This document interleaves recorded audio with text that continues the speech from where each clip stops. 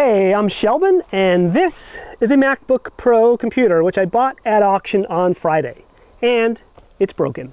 Now, I knew this was probably going to be broken. My rule of thumb when I buy electronics at auction like this is always assume that it's broken and bid accordingly. So I got this for $45. Now, I knew that if this did work, I could sell it for 5 or 6 times that price. If it didn't work, I could still sell it for 2 to 3 times that price and make my money back, no problem.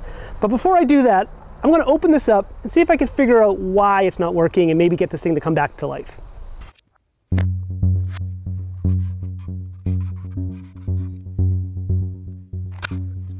Now, the first thing I needed to do was remove the back of the computer so I could have a look inside.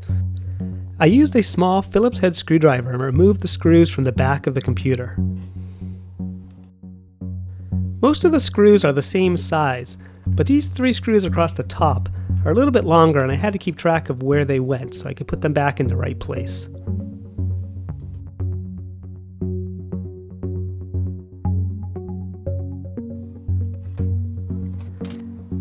Now I'm in. And now I know why this computer isn't working. Do you see that discolored area on the main board?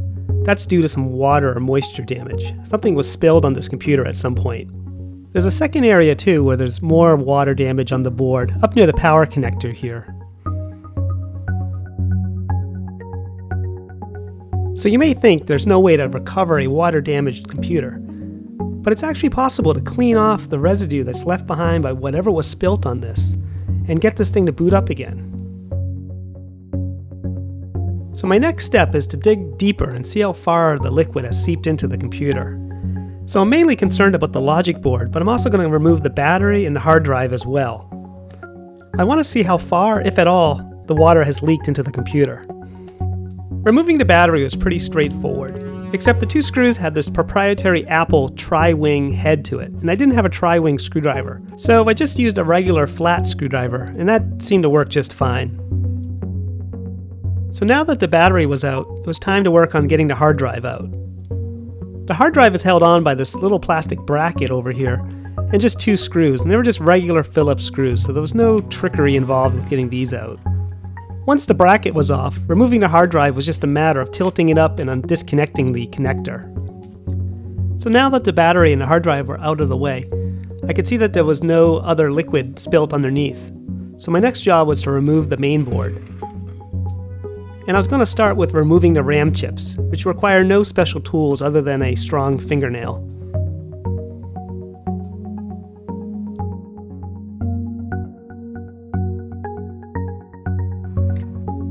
The next thing to remove was the cooling fan right in the middle here. So I started by prying up this connector. I thought it was connected to the fan, but turns out it wasn't. But it doesn't really matter because I have to remove it anyways.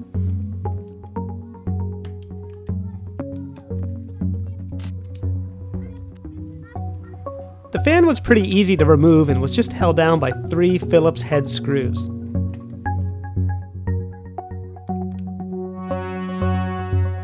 With the screws out, I could just pry the fan up, disconnect the connector, and set it aside.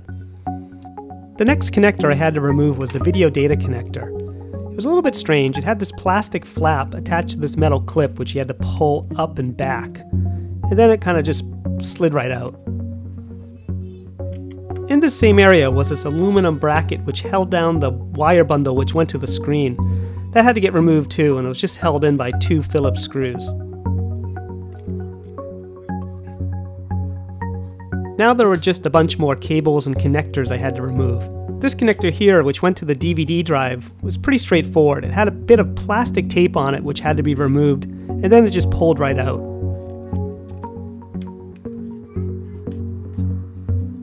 These 3 connectors here were super simple, and I could just pry them right off with my fingernails.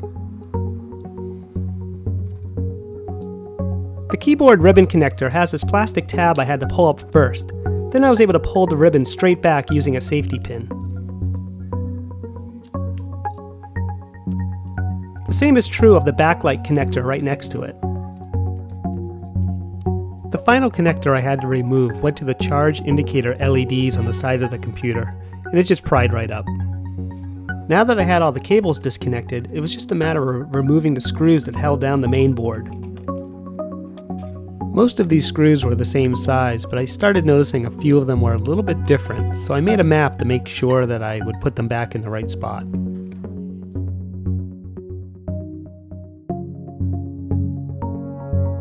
The MagSafe jack is on its own little circuit board. It's held down by 2 Phillips screws, and that has to get removed as well in order to take the logic board out.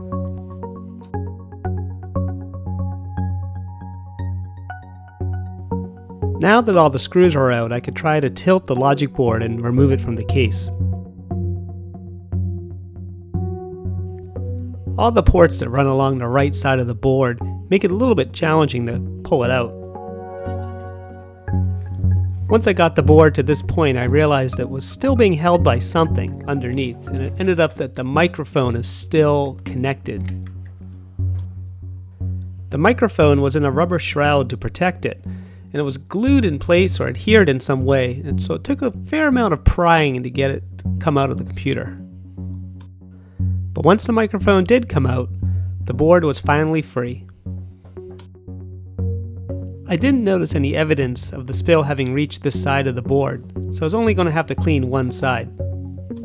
I decided to start the task of cleaning by tackling the back side of the case. My cleaning solution of choice was isopropyl alcohol, which I put in a small spray bottle. I decided to go with isopropyl alcohol because I figured it would evaporate relatively quickly.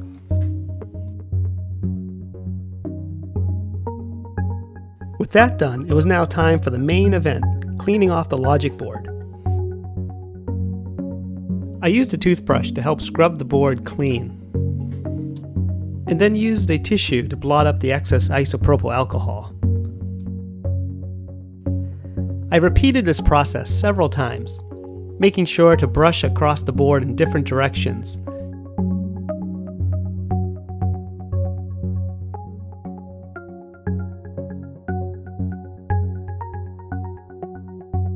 I decided to do a little bit of cleaning on the other side of the board, just in case.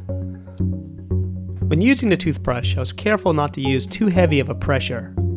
There are a lot of small and delicate components on the board, and I wanted to be careful I didn't damage any of them.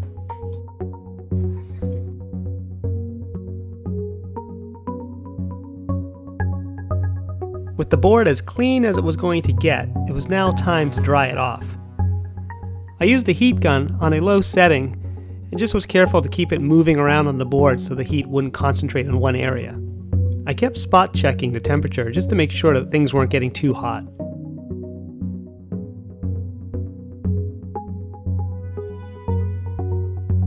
With the board clean and now dry, it was time to put this thing back together.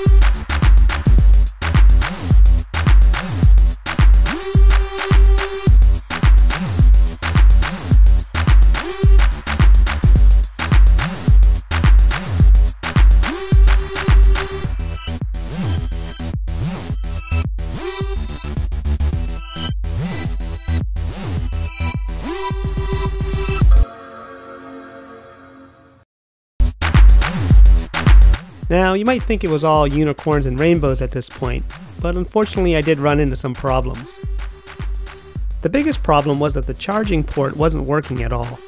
It wouldn't power the MacBook, and it wouldn't charge its battery, so that was a big problem right there.